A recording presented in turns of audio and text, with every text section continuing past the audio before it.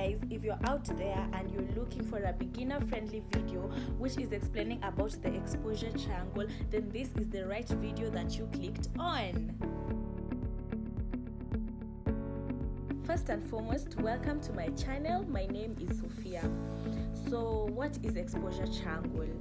Exposure triangle is basically an essential concept in photography and videography. Basically, it's like a secret recipe for making good and great photos.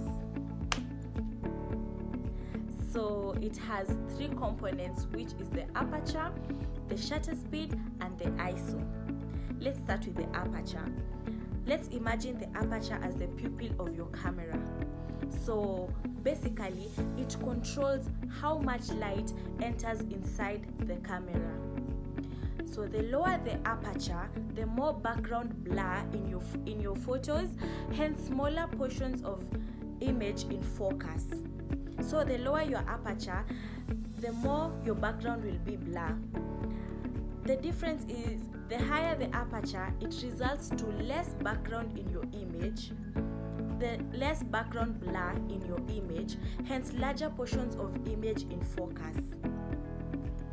Up to there, are we together? Secondly, we have the shutter speed. So let's imagine the shutter speed as the blink of an eye. In these terms, let's use it as the blink of a camera. So it determines how long the camera eye, which is referred to as shutter in this case, stays open. So the shutter speed affects the photo in two different ways. The first one is if the blink is quick, which is referred to as the fast shutter speed. So it freezes the action, making moving objects appear sharp. And the slow shutter speed, which sasa ni slow blinking, it captures motion, blur, giving a sense of movement in the photos. So depending on the shutter speed that you choose to either use, you can either freeze your action or create artistic blur in your photos. Together? Lastly, we have the ISO. So this is the camera sensitivity to light. A low ISO is good to brighten the condition, and it helps because it avoids noise. While the higher ISO is used in low light conditions to brighten the image, but is likely to introduce noise in your videos. So basically, in conclusion, the exposure triangle works like a team of players in a game.